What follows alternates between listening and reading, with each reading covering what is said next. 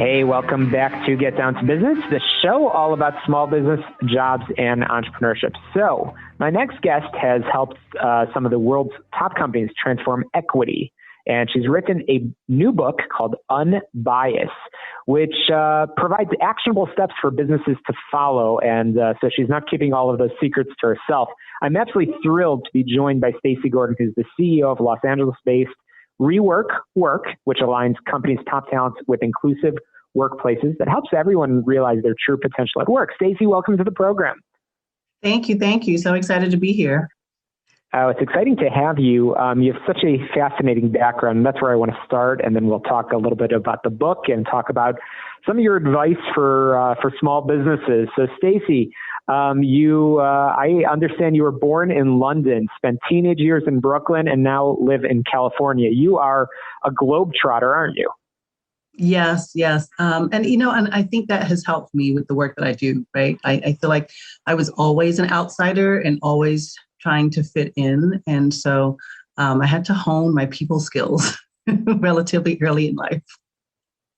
And Stacey, I want to start with talking about diversity because you are a female Black woman, again, that has born in Europe and spent time on the East Coast, now on the West Coast.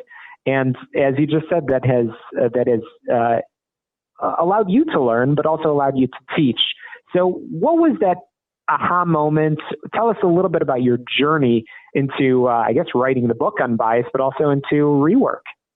Yeah, I worked as a recruiter, and I still love recruiting. I love helping people get jobs. And when I was working as a recruiter, I found that it was taking more time and energy to get women hired, to get people of color hired, people with accents. I lived in Los Angeles. I had someone tell me one day, that they didn't want, and don't send them anyone who had an accent. Don't send them anyone who, another position was women with, they were like, we need you to put their hair up in a bun. And I was like, I'm not dealing with their hair. I'm not telling women how to wear their hair on a job interview. Like, what is going on? And I was like, why are these things even coming up? And it made me realize that the companies, they dictate, they have so much bias about what makes a good employee and what makes somebody professional and what makes somebody deserving of a job. And when you realize that you have it in your hands to be able to help somebody to either feed their family or not, that is, in my mind, a really big, responsibility.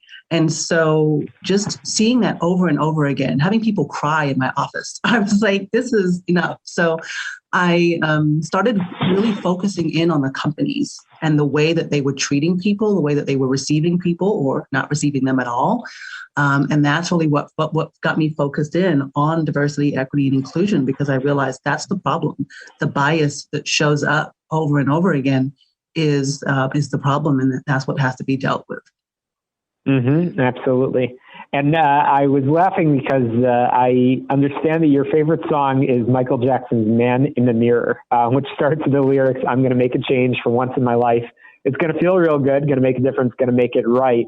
And it sounds like that has been your mantra, and you are certainly living up to that through all of your work, which I don't know how you sleep because you are working with, again, some of the largest companies. You are a diversity, inclusion, career strategy instructor at LinkedIn. So much. So I want to get into some of those areas of diversity. Again, you've worked with large companies. I want to focus our conversation on some small companies.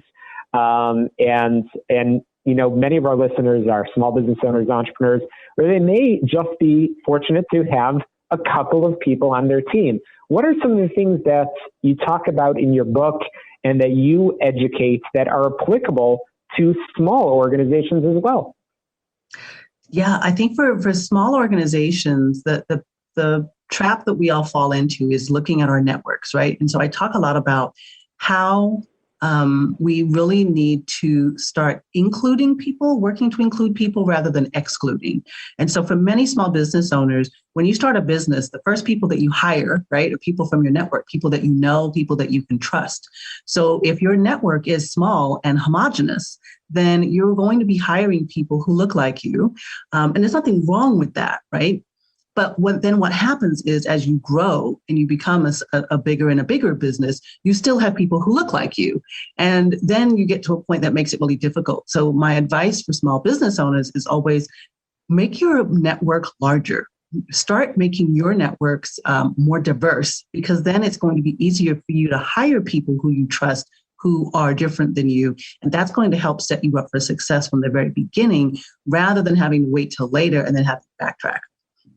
Absolutely. Again, I'm chatting with Stacey Gordon, who is the CEO of Rework, which is a Los Angeles-based company working with organizations around the globe, as we just talked about, with some great advice for small business owners. So, Stacey, we're going to squeeze in a quick break, and we're going to continue the conversation. But before we go to break, I have to ask, as a passionate traveler myself, you've been all over the world. Where's been your favorite place? So far, I think it was going to Bucharest. I got an invite through LinkedIn to go speak and to be the keynote speaker for an HR conference that was happening in Bucharest. And I was like, why not? And it was just such a beautiful country, beautiful city, to be able to go to Eastern Europe, and really just enjoyed walking through these streets that are just, centuries old. And that was a lot of fun. I loved the trip. I loved the people. I loved the food. I just loved the whole experience. That's awesome. And I've no doubt that travel has educated your work as well. Again, chatting with Stacey Gordon, we are going to squeeze in a quick break. More conversation about diversity and inclusion when we return in just a moment.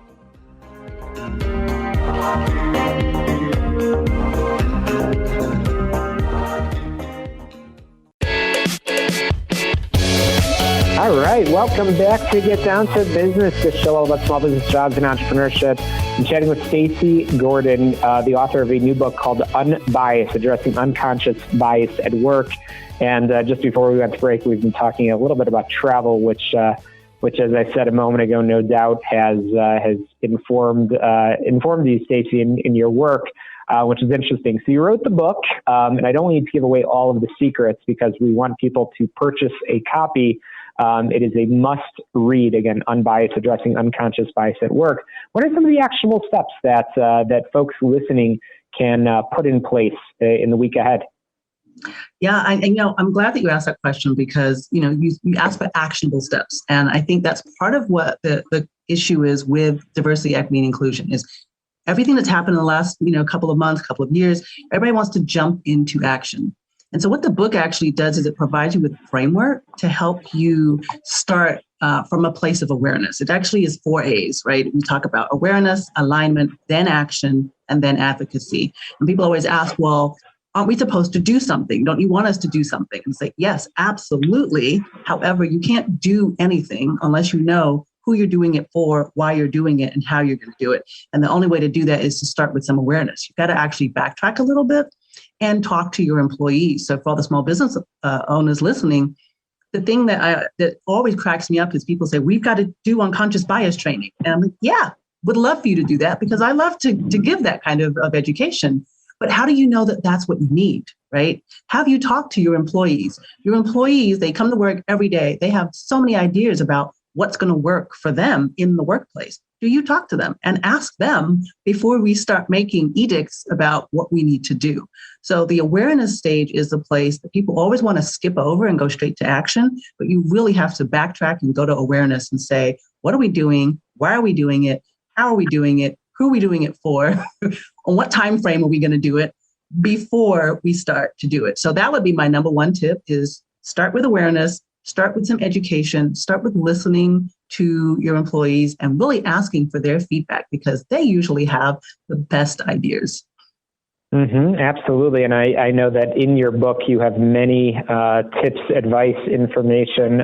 So again, it is a must read for everybody. And I know folks can go on Amazon and just look up Unbiased by Stacey A. Gordon to purchase a copy of the book. And again, guaranteed you will learn something. My final question as we run out of time over here is just talking about networks. I know that you are a prolific tweeter. You are on LinkedIn. You're out there. How do you build an inclusive network and with the content that you put out there? Yeah, it's really about being curious about other people, right? You've got to want to, I always tell people, yes, use LinkedIn. And there are people who say, well, I only accept people on LinkedIn who I know. And then I'm like, well, then why are you on LinkedIn? The whole point of LinkedIn is to get to know new people.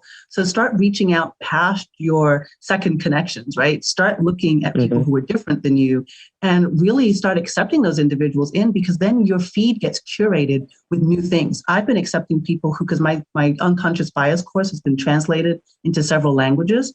And so people will reach out to me in different languages. And what I'm finding is that my news feed now gets curated with many different types of stories from around the world, things I would not normally have been able to see. But because I've accepted more people and my network has gotten wider, my perspective, even in my own news feed, has now grown larger.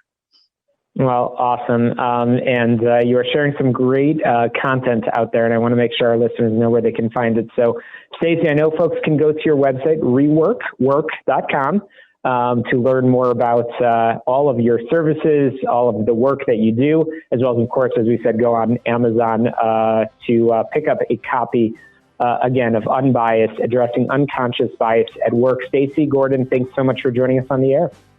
Thank you so much for having me. Absolutely. And that is a wrap for us here on Get Down to Business. We'll be back next Sunday at 6 p.m. right here on AM 560. The Answer. Success. Let's get down to business.